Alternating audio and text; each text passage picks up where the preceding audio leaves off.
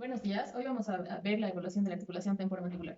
Bueno, primero mencionar que la articulación temporomandibular es una articulación de tipo diartrósica, bicondilia y dínglimo-artrodial. Bueno, para hacer la examinación de lo que es la articulación temporomandibular, tenemos dos fases.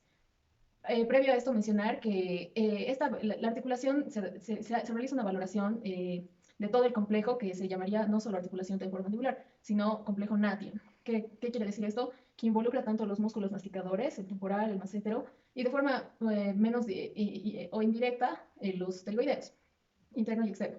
Bueno, también tenemos lo que serían las superficies óseas, tanto del hueso temporal como del cóndilo, de la mandíbula, el cóndilo mandibular. Después tenemos lo que es el disco, los ligamentos, líquido sinovial, etcétera, etcétera.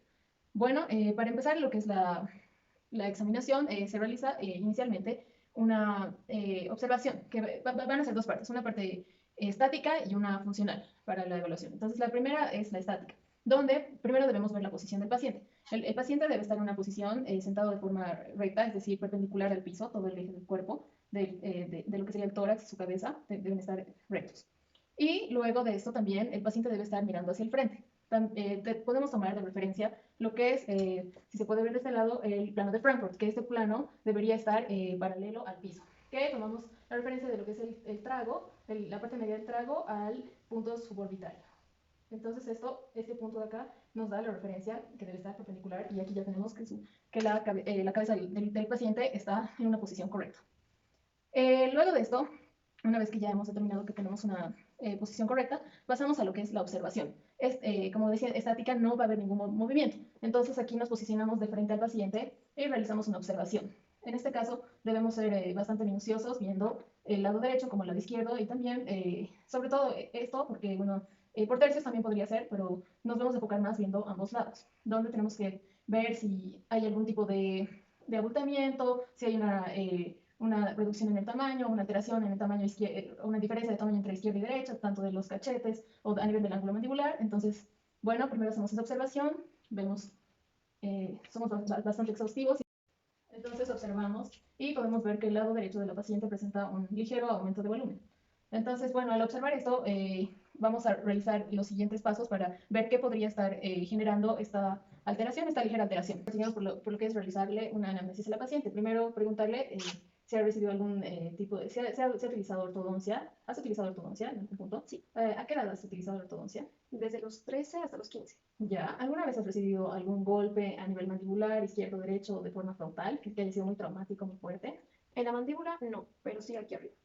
Bueno, también podemos mencionarle si ha tenido, si le han hecho muchas restauraciones en las piezas dentarias. ¿Has tenido muchas restauraciones o de forma muy invasiva, ya sean coronas o incrustaciones? No, ninguno de esos. No.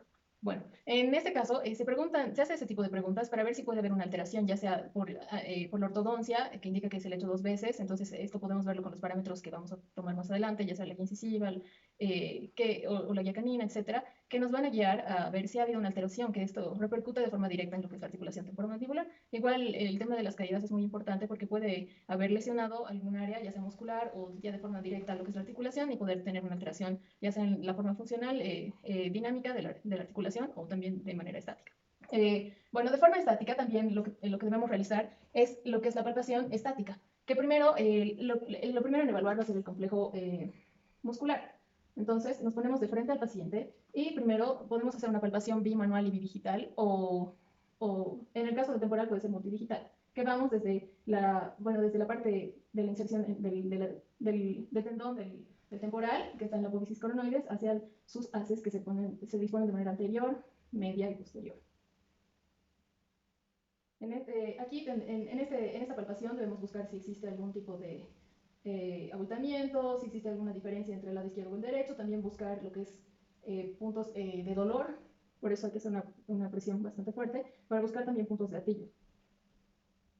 Entonces la paciente nos puede referir en cualquier momento si tiene algún dolor, que parece que se encuentra en estado normal. Y luego pasamos a la evaluación de la misma manera, en este caso puede ser bidigital de los masséteros. De la misma forma, que se disponen desde el arco cigomático hacia el ángulo. Igual hacemos la misma palpación. Y de la misma forma, ahí podemos ver las características mencionadas, buscar dolor, puntos de gatillo, o si hay alguna alteración en en la morfología de estos músculos. De la misma forma, en la valoración estática, una vez ubicados obviamente el cóndilo mandibular, nosotros lo que debemos hacer es también hacer la palpación de este. Una vez que se ha hecho la observación, que no hay un aumento de volumen a nivel de los cóndilos, que recordar que estos se encuentran del borde posterior del trago a 11,1 milímetros. Entonces vemos esa distancia y nosotros podemos hacer la palpación. En este caso puede ser bimanual, es bimanual y bidigital. Entonces, vemos los reparos, observamos lo que estamos palpando. Y ahí deberíamos encontrar los cóndilos mandibulares, que aparentemente no tienen ninguna alteración en estado estático. Luego, continuamos con lo que es la valoración funcional, que esta ya, en todo caso, también podría llamarse dinámica, que vamos a pedir al paciente que haga ciertos movimientos en los cuales vamos a poder observar si hay alguna alteración. Entonces, para la valoración funcional vamos a tomar ciertos parámetros que podemos explicar de forma rápida. Nosotros podemos pedir al paciente que haga una apertura y nos podemos basar de forma más sencilla en el diagrama de Posselt. ¿Qué nos dice este diagrama? Que primero, todas las posiciones en las que se va a evaluar la articulación temporomandibular parten de relación céntrica. Entonces, primero hay que tener esa posición en el paciente, que lo podemos hallar de distintas formas. Podemos indicarle al paciente que muerda en la forma usual que muerde. Entonces, ¿puedes morder, por favor?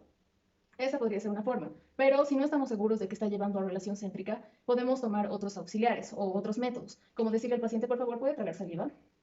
Y mantenerlo ahí. Entonces, ahí ya también podemos llegar a una posición de relación céntrica. Recordar que la posición de relación céntrica es la posición del cóndilo en relación a la cavidad glenoidea, una posición superior, media y anterior. Entonces, también puede ser de esa forma. Y en casos que ya sea mucho más complicado hacer esta valoración, se hace por medio de desprogramación muscular o nosotros ponemos aquí nuestra mano en el mentón de la paciente y le decimos que intente abrir un poco y cerrar, abrir y cerrar varias veces, que empuje Entonces esto va a hacer que se cansen los músculos y eventualmente la paciente, cuando los músculos se van a relajar después de tanto esfuerzo, vamos a llegar a la posición de relación céntrica. Entonces luego, ya tenemos lo que es la posición de relación céntrica, ya guiamos al paciente a la posición de relación céntrica y aquí ya podemos evaluar lo que son los movimientos de forma dinámica. Entonces, primero guiamos al paciente en relación céntrica de cualquiera de las formas ya mencionadas. Una vez el paciente en relación céntrica, nosotros procedemos a lo que es la palpación de los polos condulares externos de ambos cóndilos, izquierdo y derecho, con los reparos ya mencionados. Una vez en esta posición, primero debemos llevar al paciente, de acuerdo al diagrama de Posselt, a la posición de guía incisiva o protrusión. Entonces decimos al paciente que lleve sus incisivos, que intente chocar o llevar los incisivos juntos, tanto superiores como inferiores. Ha hecho una ligera protrusión, entonces ahí podemos evidenciar que la paciente no presenta lo que es una guía incisiva, porque no puede contactar. En este caso, contactan las piezas posteriores. Que evaluando esto o en términos clínicos llegaría a ser una oclusión en función de grupo. Luego, anterior. Luego procedemos a lo que es, le pedimos al paciente que haga una propulsión, es decir, tiene que llevar la mandíbula lo más que pueda hacia adelante.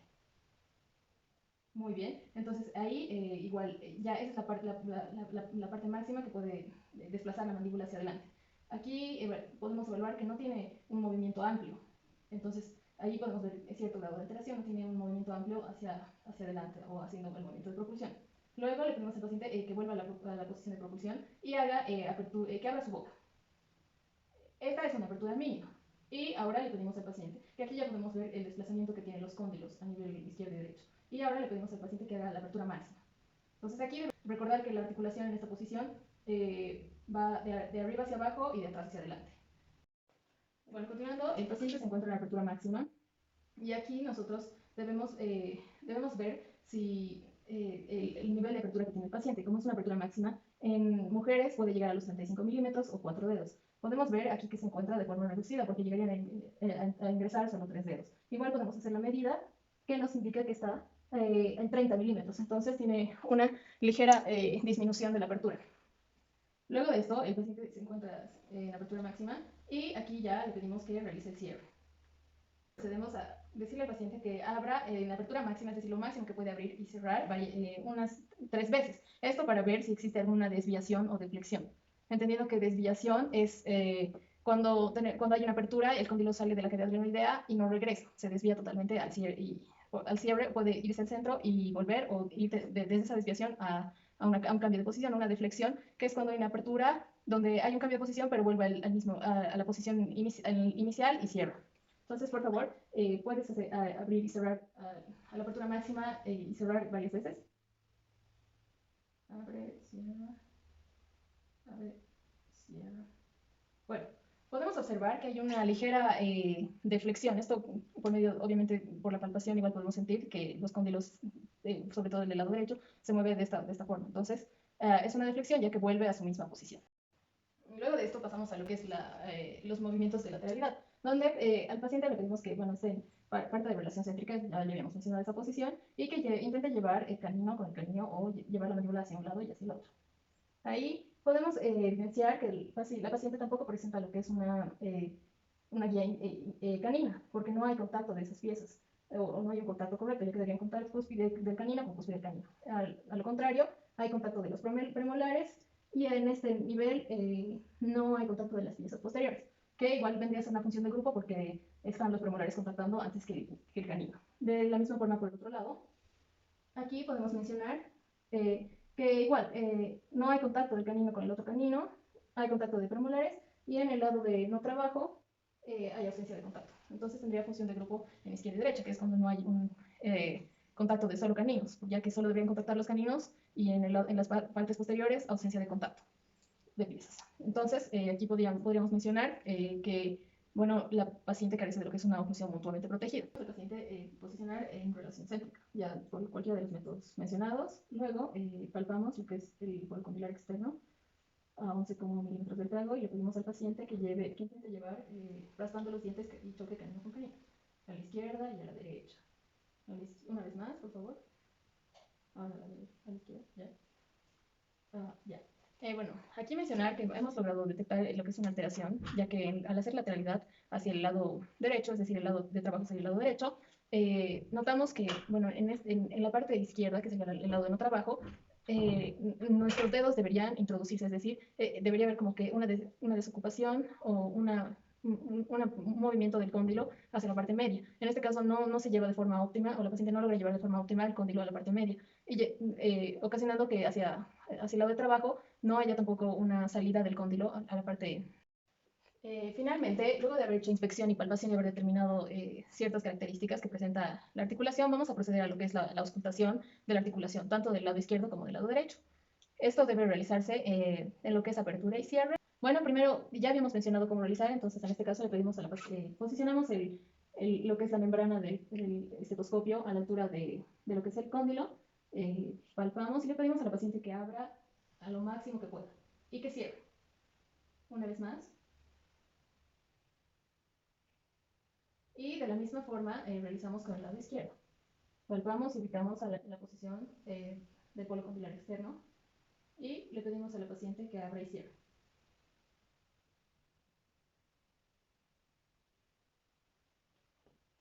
Bueno, una vez realizado lo que es la auscultación en apertura y cierre, podemos determinar que la paciente tiene un inicio de lesión en la articulación temporomandibular del lado derecho, ya que presenta lo que es un clic. Entonces, esto se debe a que lo que es la parte posterior del disco, donde está el ligamento meniscal posterior, presenta dos haces, uno que va de forma ascendente y otro de forma descendente. Cuando hay una alteración, estos ya no tienen la tensión que presentaban. Entonces, al hacer el movimiento, es como que hacen un sonido de choque entre estos dos.